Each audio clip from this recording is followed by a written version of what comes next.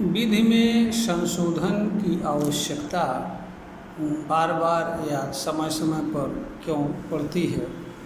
आज हम इस वीडियो के माध्यम से इस बिंदु पर अपने विचार रखने का प्रयास करेंगे ताकि इस विषय पर लोगों को सम्यक जानकारी हो सके। दरअसल विधि जो भी बनाई जाती है विधि के यूनिवर्सल सिद्धांत या शाश्वत सिद्धांत के आधार पर तथा तत्कालीन आवश्यकता, समय एवं परिस्थितियों को ध्यान में रखते हुए बनानी जाती है। विधि का वह हिस्सा जो शाश्वत नियम एवं सिद्धांत से संबंध रखता है उसमें परिवर्तन की आवश्यकता नहीं पड़ती है, परंतु जो विधि वर्तमान आवश्यकता, समय एवं परिस्थिति के अनुसार निर्मित की जाती है, वह विधियां एक समय के उपरांत अप्रयोज्य हो जाती हैं, उनका महत्व नहीं रह जाता है और इस तरह की विधियों का कार्य भी समाप्त हो जाता है, क्योंकि समय और परिस्थितियां तथा जनता की आवश्यकताएं निरंतर बदलती रहती हैं। इस कारण से समय, परिस्थिति एवं आवश्यकता को ध्यान में रखते हुए समय समय पर विधि में बदलाव किया जाना आवश्यक होता है और लोकतंत्र में सरकारें इस तरह का कार्य बराबर करती रहती हैं। इसके लिए एक विधायी व्यवस्था की व्यवस्था रहती है जिसका काम ही होता है विधि का निर्माण करना और आवश्यकता के अनुसार विधियों में संशोधन करना। विधि का निर्माण करना और विधि में संशोधन करना कोई बुराई का काम नहीं है।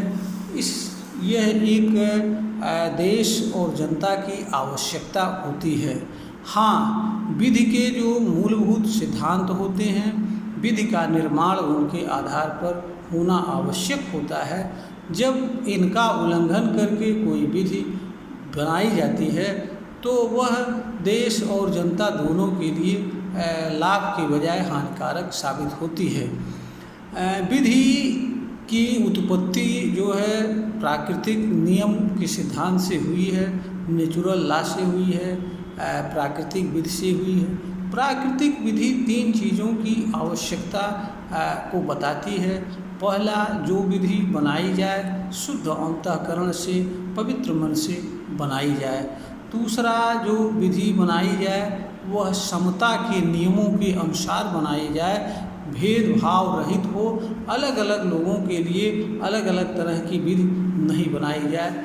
विधि में कार्य करने वाले, विधि के साथ व्यवहार करने वाले सभी के लिए एक समान विधि अवसर उपलब्ध कराने वाली हो।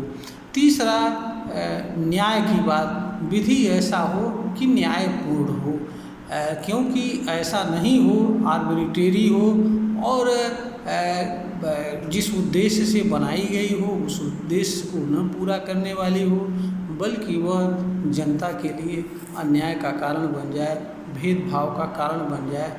इससे एक अलग तरह की विषमता उत्पन्न हो, यह भी नहीं होना चाहिए, क्योंकि विधि जो भी हो वो न्यायपूर्ण हो, यानी न्याय संगत हो।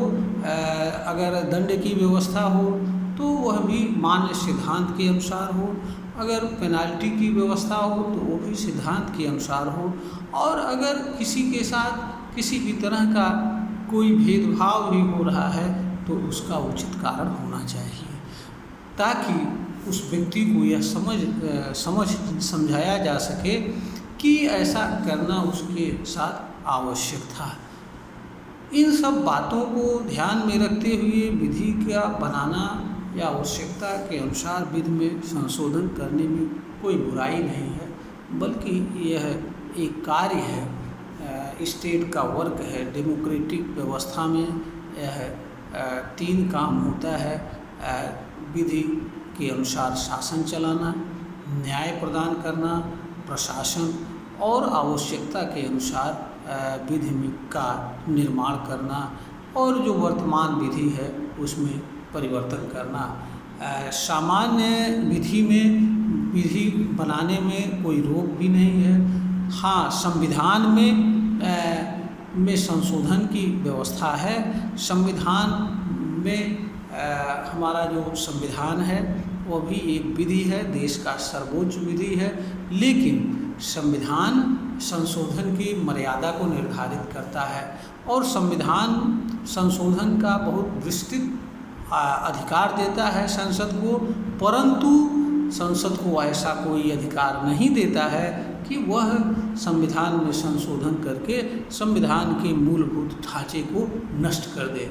संविधान में संशोधन की वहीं तक सीमा देती है जहां तक संविधान के मूलभूत ढांचे का नष्ट न हो।